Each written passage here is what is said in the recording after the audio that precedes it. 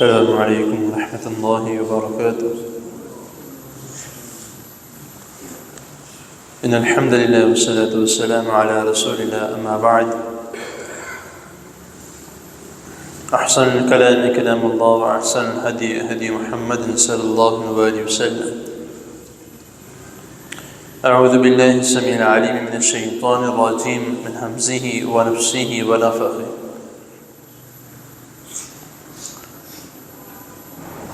من قتل نفسا بغیر نفس فكأنما قتل الناس جميعا ومن أحياها فكأنما أحيا الناس جميعا۔ صدق اللہ العظیم۔ حضرت محترم، ہمارے معاشرے میں بہت سے ایسے اعمال ہیں جو ایک رواج کے طور پر کیے جاتے ہیں۔ ان اعمال کا دور دور تک دین اسلام سے کسی بھی قسم کا کوئی تعلق نہیں ہے، لیکن ایک شوق کی بنا پر، ایک مزاح کی بنا پر، ایک دوسروں کو خوش کرنے کے لیے یا اپنے آپ کو خوش کرنے کے لیے وہ اعمال کیے جاتے ہیں۔ کلچر ہو یا کسی ملک کی کسی قسم کا کوئی ثقافت ہو یا بہت پرانا ایک رواج چلتا آ رہا ہو، اگر اس سے کسی قسم کا کوئی نقصان ہوتا ہے، جانی ہو یا مالی، اور وہ اعمال جو ہیں وہ قرآن و حدیث کے خلاف جاتے ہیں، تو پھر ان کو بجا لانا سراسر قرآن و حدیث کی خلاف ورزی ہے اور گناہ کا عمل ہے۔ مجھے علم نہیں کہ میری اس تمہید سے آپ کو بات سمجھ لگی ہے کہ نہیں، لیکن میں بات کرنے لگا ہوں جو ابھی چند دن بعد ایک رواج کے طور پر، ایک کہتے ہیں کہ پاکستان کے کلچر کے طور پر جو ایک دن منایا جائے گا، جو کہ کافی سالوں سے بند تھا یا جس کے اوپر پابندی تھی، جو اب کھولا گیا ہے، پتنگ بازی کے متعلق۔ یہ کھیل، یہ تماشا، یہ مزاح، یہ صرف اور صرف چند لمحوں کی خوشی کسی نہ کسی کی جان لے رہی ہے، کسی نہ کسی کو نقصان پہنچا رہی ہے، کسی کی ماں سے اس کا بیٹا چھین رہی ہے، کسی کی ماں سے اس کی بیٹی چھین رہی ہے، کسی کا باپ جا رہا ہے، کسی کی ماں جا رہی ہے، کسی کا بھائی جا رہا ہے، کسی کا خاوند جا رہا ہے۔ تو یہ سب کیا ہے؟ میری نظر میں اور میرے علم کے مطابق، جو اللہ رب العزت نے مجھے ادنا سا جو علم دیا ہے، اس کے مطابق یہ صرف اور صرف قتل ہے،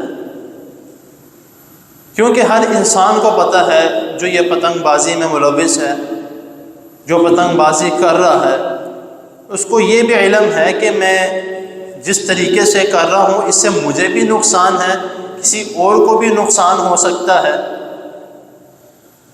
اور کسی کا جانی نقصان بھی ہو سکتا ہے۔ مالی نقصان تو ہر انسان اپنا کر رہا ہے ان چیزوں کو خرید کر، کیونکہ یہ کوئی فائدہ پہنچانے والی چیز نہیں ہے۔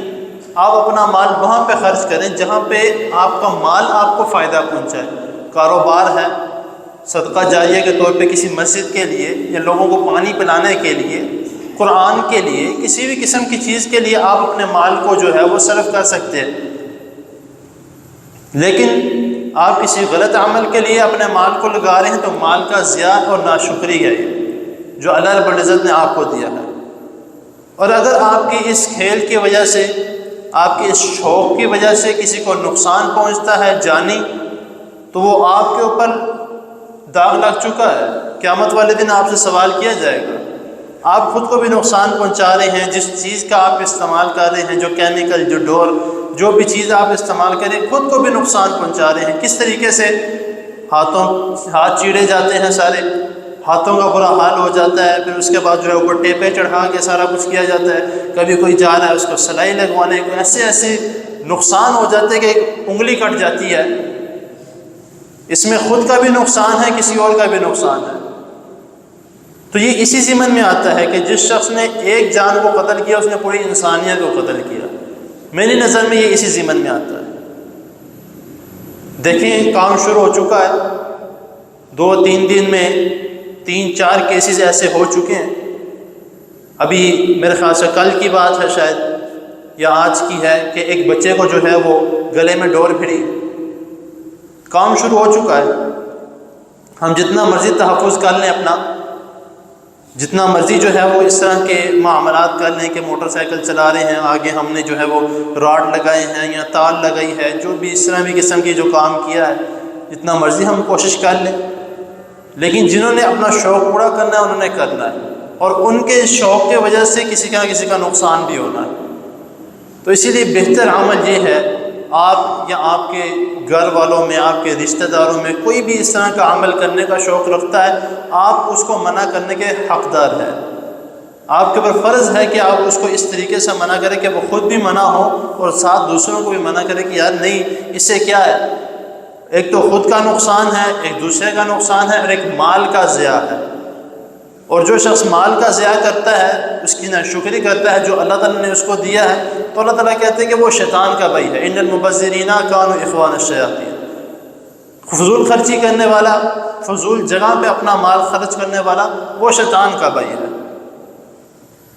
تو اس لیے آپ نے جو ہے وہ اپنا حق ادا کرنا ہے اس طریقے سے کہ اللہ تعالیٰ نے جو اس آیت میں فرمایا ہے وَمَنْ أَحْيَاهَا فَكَأَنَّمَا أَحْيَا النَّاسَ جَمِيعًا، کہ جس نے ایک شخص کی جان بچائی گویا اس نے پوری انسانیت کی جان بچائی. تو ہم نے اپنا حق جو ہے وہ اس طریقے سے ادا کرنا ہے کہ کسی نہ کسی کو بچایا جائے. آپ کے گھر میں کوئی پتنگ آ کے گرتی ہے، آپ کے گھر میں کسی کا کوئی ڈور کی کیمیکل آ کے گرتی ہے، وہ آپ سے لینے آتا ہے، آپ اس کے سامنے اس کے منہ پہ وہ پھاڑ دیں.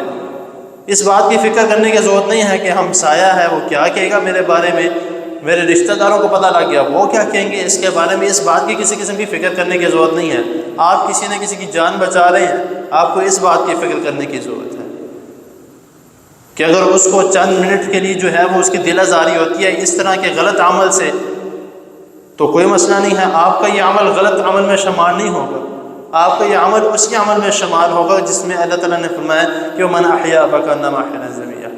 اگر آپ اس کو اس کی پتنگ واپس لوٹا دیتے ہیں، اس کی ڈور کا جو ہے وہ آپ اس کو گچھی بنا کے جو ہے یا اس کو اکٹھا کر کے اس کو واپس پکڑا رہے ہیں، تو آپ بھی انہی میں شامل، بے شک آپ وہ عمل نہیں کر رہے. جس طرح ایک شخص سود کا کاروبار کر رہا ہے، ایک شخص سود لے رہا ہے، ایک دے رہا ہے، یہ ایک بیچ میں جو ہے وہ دونوں کی آپس میں جو ہے بات کروا رہا ہے، تینوں ایک جیسے ہیں. تو اسی طرح بیچنے والا، خریدنے والا اور اس کے درمیان جو ہے وہ کام کرنے والا، وہ بھی ایک برابر ہے.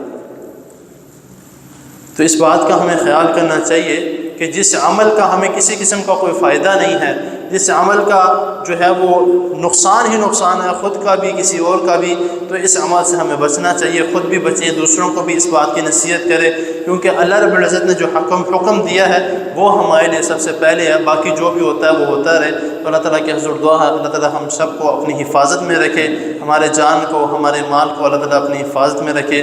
اور حق کی ہر ایک کی، جب بھی آپ گھر سے نکلیں، میں اکثر جو ہے اس طرح کا جب کوئی درست دوں تو میں اس میں لازمی کہتا ہوں کہ جب بھی اپنے گھر سے نکلے تو دعا پڑھ کے لازمی نکلے. کوئی پتہ نہیں کس موڑ پہ کیا ہوتا ہے، تو لازمی جو ہے وہ اپنے گھر سے نکلتے ہوئے بسم اللہ توکلت علی اللہ لا حول ولا قوۃ الا باللہ، گھر سے نکلنے کی دعا پڑھ کے نکلیں. اللہم انی اعوذ بک ان اذل او اذل، ان اظلم او اظلم او اجہل او یجہل علی. یہ والی دعا جو ہے وہ گھر سے پڑھ کے نکلیں. انشاءاللہ تعالی اللہ تعالیٰ آپ کو اپنی حفاظت میں رکھیں گے. تو اللہ تعالیٰ کی حضور دعا ہے اللہ تعالیٰ ہمیں جو سنا اس کو سمجھنے کی اور اس پر عمل کرنے کی توفیق عطا فرمائے. جزاکم اللہ.